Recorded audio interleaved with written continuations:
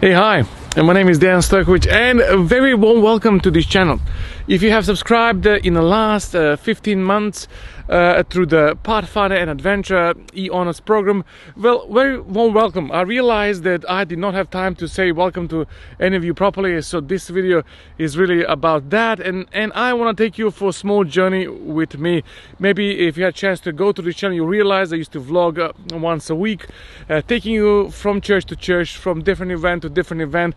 And once again, I'm gonna start doing this not on a weekly basis, but whenever I have time to record it, and in hope to be maybe about twice a month. In case you have some good ideas about the content you would like to see, please do use comment section and write what you think we should produce next. And to all the team which works so hard for e-honors, to Natalie, to Marco Field, to all the directors in the British Union Conference which work with me, thank you so much for we produced, I think, 200 videos, and we are so happy to be able to help in this way. Today I'm going to take you for a small journey with me, and we're going to go to the first official youth event during COVID pandemic.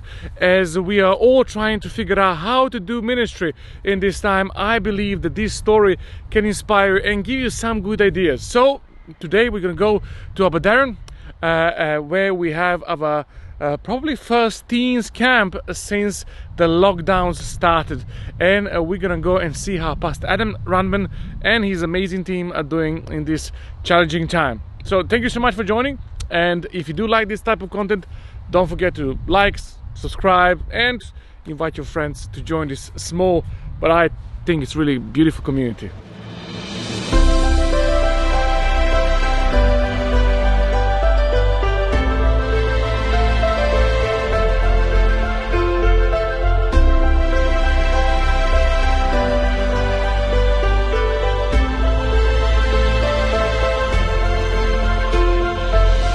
Hey, hi, and my name is Dejan Stojkovic, and a very warm welcome to this channel. If you have subscribed in the last 15 months through the Pathfinder and Adventure e-honors program, well, very warm welcome. I realized that I did not have time to say welcome to any of you properly, so this video is really about that, and I want to take you for a small journey with me. Maybe if you had a chance to go to this channel, you realize I used to vlog once a week, taking you from church to church. Many of you are going through the same thing as we are, and it's not easy actually to open any church or any camp or any camporee, because we are all afraid that maybe we'll make a wrong decision. And Pastor Adam Rundman decided this year, after the regulations were lifted by the government, to actually reopen the camps, and I believe that he is on a really good path to actually give us ideas how we can also reopen the rest of our ministries. And that includes includes a lot of testing.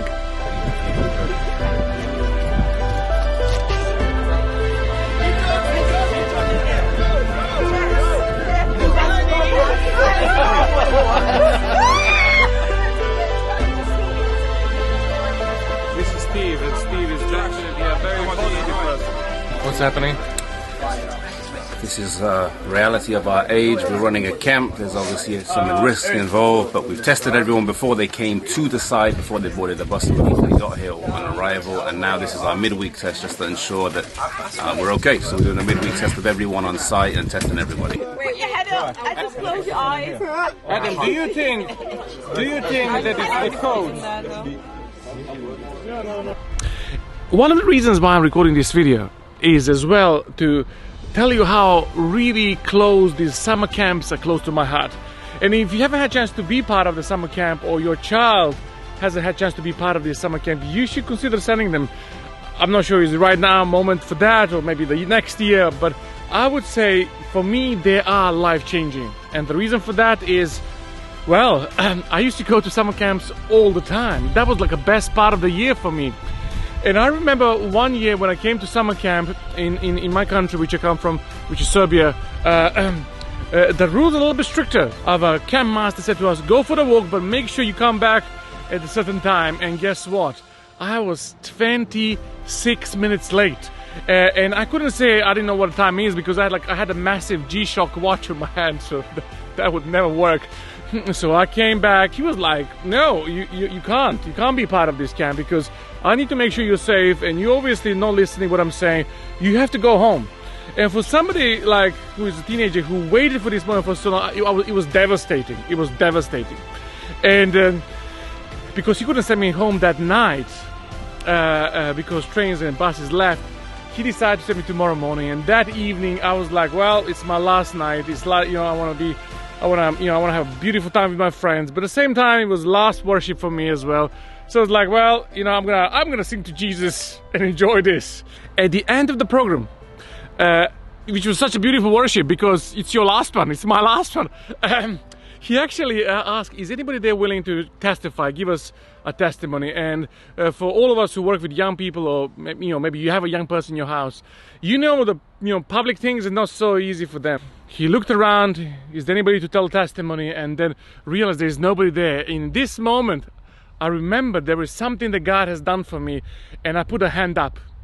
And you can just imagine at that stage, it's like, this is the guy you just sent home, and he has a hand up, and he's like, is there anybody else there? Is there? And like, it's me, I'm like, hey, pick me. And then because there was nobody else, he's like, okay, Dan, you tell the testimony, you share your testimony. So I came up. As I came up, people started laughing, and it's just because of my face. It's not because of anything else at that stage. And I actually said, I just want to tell you this, that just 2 weeks ago, before the summer break started, my Serbian language teacher asked me to teach a Bible in a school. And let me just put this in concept for you. This is coming straight after communism in my country. And how much you know about or don't know about communism, one thing is clear: in communism they fought God, they fought church, they fought Bible. That was not allowed. And so this is the first time they're opening the schools for the Bible as a literature document, not as a spiritual thing. And in all of this, my teacher says, well, whoever feels Catholic, you should go and sit on this side. Whoever feels Orthodox Christian should sit on this side. Despite communism, they still kept their stand, or their identity. And in that, in this divide, there was like a me in the middle. She's like, who are you? And I'm like, oh, I'm Seventh Adventist. I'm a Protestant. And she said, oh, good. And so she asked the question, she says, what was created on the first day of creation in the Bible?